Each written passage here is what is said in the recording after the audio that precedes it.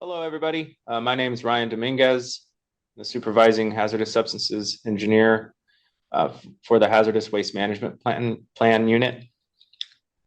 This is the second workshop of our workshop series. This series was developed to provide ongoing public education and encourage continued collaboration during development of the Hazardous Waste Management Plan. These workshops will discuss focused topics that are based on public feedback that we've received over the last 2 years, and will provide additional information that's related to the development of the Hazardous Waste Management Plan. I'm going to give a little bit of background about this project on this slide. In 2021, Senate Bill 158 was approved to made changes to Health and Safety Code 25-135.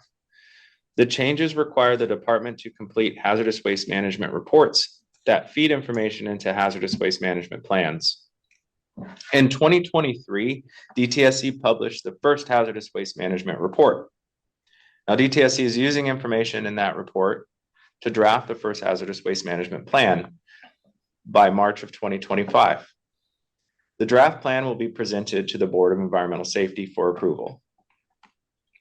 And then the cycle starts again. This is an iterative process. There's a report and then there's a plan, and they build on each other. Now, we're currently using the information in that first report and the feedback that we've received over the last couple of years to develop this first hazardous waste management plan. And the plan itself will include goals and specific recommendations for hazardous waste management decisions. Next slide, please. As a reminder, you can access our 2023 full report on our website. We recommend you do read the full report and review the appendices. Data from this report and your comments are being used to inform for development of the plan, and the report does provide a great foundation and background for the information in this workshop series that we're covering in more detail. Next slide, please. There's a workshop supplement on our website that you can access by visiting our website or by scanning the QR code on the slide. The Community Protection and Hazardous Waste Reduction Initiative was a document that was published in 2017. One of the findings in that report was that the Waste Code 611 was hard to use. It didn't adequately portray or talk about the waste accurately. 611 is contaminated soil from site cleanups. And so what we're working on today is a waste code modification, or what we're talking about today, is a waste code modification workshop. We have a proposed update to the waste code modifications for waste codes 611 and 181. Now, what that Community Protection and Hazardous Waste Reduction Initiative talked about was that HWTS, or the Hazardous Waste Tracking System, the data in that, it aggregates the data and classifies all hazardous waste soil into one waste code 611. Now, the contaminants at sites can vary widely, and there's no good way to sort this data from the hazardous waste tracking system for contaminated soil into subcategories that are based on things like contaminant type. And so really, there's not a good way by looking at manifest data to identify what types of contaminants are responsible for any portion of the total contaminated soil volume, or to target efforts on the largest contaminant types. So to determine the specific contaminants that are involved and their concentrations, DTSC has to contact individual generators of contaminated soil. We identified this and Waste Code 181 as a gap that shows a need for a better understanding of these two large waste streams And that will help DTSC understand the sources of the waste itself. This information is further discussed in the supplement. So please access the supplement and you can read through it, and we will also describe it today. Next slide, please. With that, I will turn it over to Ken Bradshaw, who will take us through the rest of the presentation. Thank you, Ryan. Welcome to the Hazardous Waste Management Plan's Summer and Fall Virtual Workshop Series. Hello, my name is Kenneth Bradshaw. I'm an environmental scientist with DTSC. This is the second of our virtual workshops this summer and fall. Our workshop today is on the California Waste Code updates and modifications for 611 and 181, which are essentially the waste codes for contaminated soil and other inorganic solid waste, respectively. We are excited for this opportunity to share an update on the work of our unit has been doing relating to the Hazardous Waste Management Plan. There will be a number of helpful quick response or QR codes to assist you during this presentation. Next slide, please.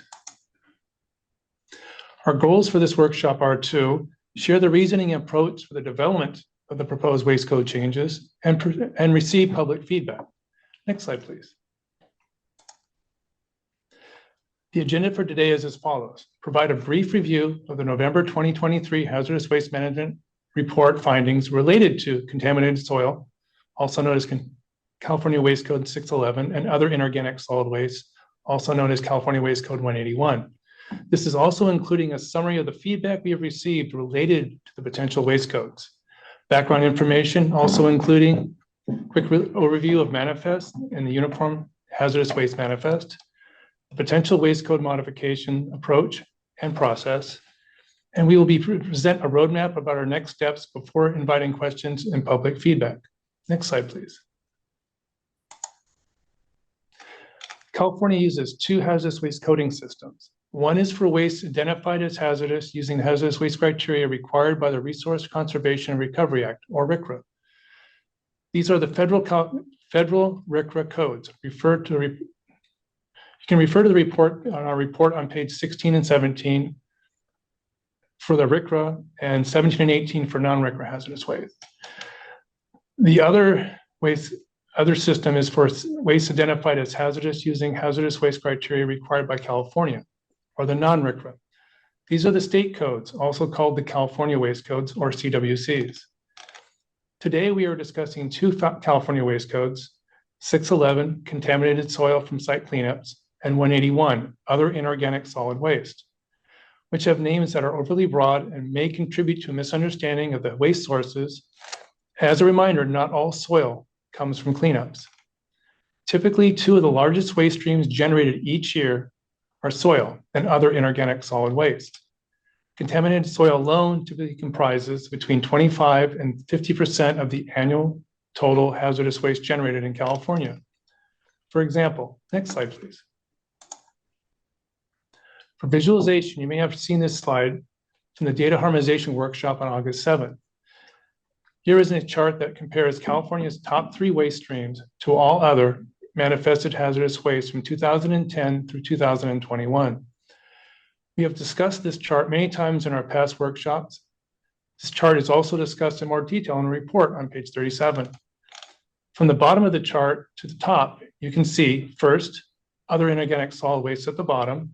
Then next up is used oil or waste oil and mixed oil.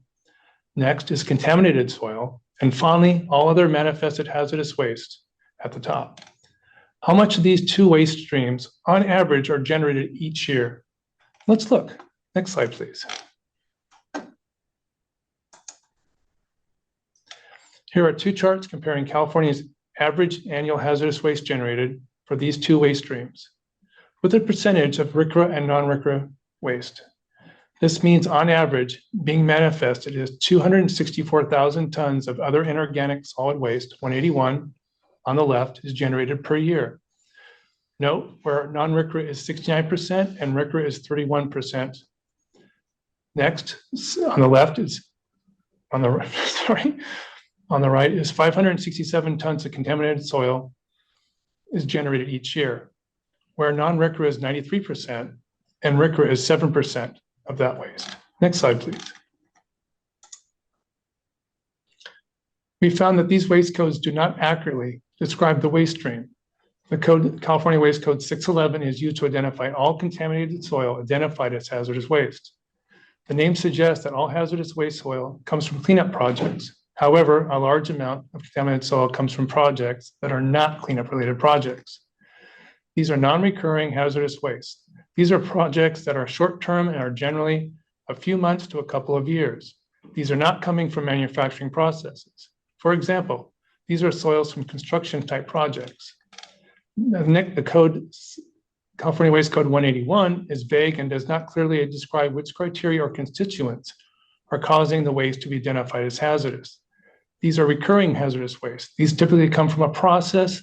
The waste is consistently generated each year. For example, these are plastics from battery recycling. Next slide, please. Now, we have likely a few folks attending this workshop who are unfamiliar with how hazardous wastes are tracked. As a reminder, the manifest is the primary tracking document for RCRA and some non-RCRA wastes. Hazardous waste generators are required to fill out a manifest and to ship it along with the hazardous waste they generate. This document follows the waste from its cradle to its grave. The manifest includes a lot of additional information: who the generator is, who transports the waste, and where the waste is going. It also includes information about the waste itself, what it is, how much, and the type of container it is transported in. Next slide, please. Here's a close-up of a section of a manifest. To help identify and track hazardous waste, a waste code system is used. These waste codes are put on the manifest. See the red boxed outline to the right. As a reminder, there are federal codes and state codes. Both the federal and state code system are used by California hazardous waste generators to identify the waste being transported and or disposed. Next slide, please. Please note the QR code up at the top right to open the Waste Code Modification Workshop Supplement. We will place another link in the chat. DTSC is considering modification to 2 California waste codes by replacing 2 codes, 611 and 181, with new codes to more clearly and accurately identify the hazardous waste soils and other inorganic wastes, other inorganic solid wastes. Current waste codes and proposed waste codes are included on the back of the provided information sheet on our website. For example, next slide, please. Here are the 18 potential California waste codes replacing California Waste Code 181, other inorganic solid waste. You do not have to read the slide at this time. The information is available on the supplement. All the potential codes for 181 are listed on the supplement, available through the QR code or link in the chat. Next slide, please. Here are the 18 potential California waste codes replacing California Waste Code 611, contaminated soil from cleanups. You also do not need to read the slide at this time. All the potential codes for 611 are listed on the supplement available through the QR code or the link in the chat. Next slide, please. As we discussed earlier, the November 2023 report identified that these 2 codes are too broad. In addition, we received public feedback regarding these 2 codes. We took our findings from the November 2023 report and the feedback we received about these 2 codes and concluded that the changes would be appropriate. The changes would add some clarity to the waste streams. For example, as we mentioned earlier, not all soil is generated from cleanup site. In addition, some constituents that cause the soil to be identified as hazardous may be naturally occurring. The proposed changes would allow DTSC to better understand these waste streams because more detail would be provided. This would allow more clarity for data quality, general management, and the tracking of waste generation trends. In addition, the proposed changes would help to clarify the waste sources by generators or for the general public. This would help DTSC in forecasting and future reporting and plans. Next slide, please. We have developed this concept for waste code changes. We discussed this concept with internal groups at DTSC to talk through questions or concerns. Then we reached out to the US EPA to discuss any questions or concerns they had. The manifest is a RCRA requirement, and so the program and the data is primarily managed by US EPA. Thus, we have to ensure that any changes to the manifest, like waste codes, will work within their system. We've addressed these questions from these groups and are bringing this concept forward to receive feedback. Next slide, please. We'll be considering feedback we receive on this issue. Afterwards, if we have considered feedback, we will determine if it's appropriate to move on to the rulemaking process. We will not be covering the rulemaking process here today. If you have specific questions about it, you can refer to the Office of Administrative Law website or the QR code to the right, or there are many resources and trainings to describe this process. Next slide, please. Now, to get ahead of some anticipated frequently asked questions, first of all, some generators may ask, why did we consider these 18 additional waste codes? The waste codes come from a known list that includes these 18 categories. This is the list of inorganic, persistent, and bioaccumulative toxic substances. This can be found in the California Code of Regulations, Title 22, subsection 66261.24, A2A on Table 2. Now, another question. What if the waste contains more than one constituent? Then the most applicable waste code that best characterizes the waste would be added to the manifest. Next slide, please. Yeah, let me double check something real quick. Okay, skipped. What if the waste is identified or is hazardous for any other criteria, say aquatic toxicity or other constituent?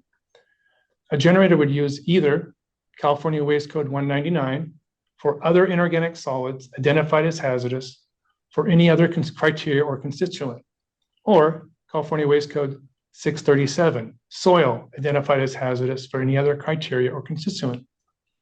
Next slide, please. Now let's consider some examples of using these additional waste codes. In our first example above, let's consider plastics from a battery recycler or the plastic material remaining from the processing of automotive batteries that contains lead. The generator would then use the new state waste code to more clearly and accurately identify the hazardous waste. In the first example, replace California Waste Code 181, other inorganic solid waste, with California Waste Code 191. This would then identify the material as other inorganic solid with lead or lead compounds. In our next example, let's consider a soil excavation. During the excavation, a generator determines that the excavated soil contains naturally occurring arsenic or soil that contains lead. The generator then would use the new state waste codes to more clearly and accurately identify the hazardous waste.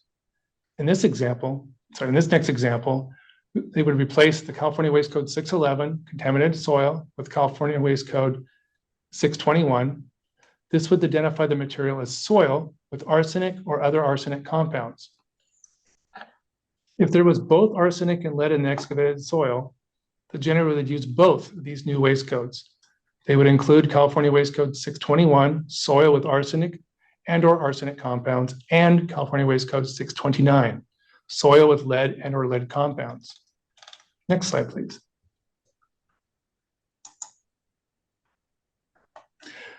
We would like to now invite you to ask any additional questions or provide additional feedback on anything that we have presented here today.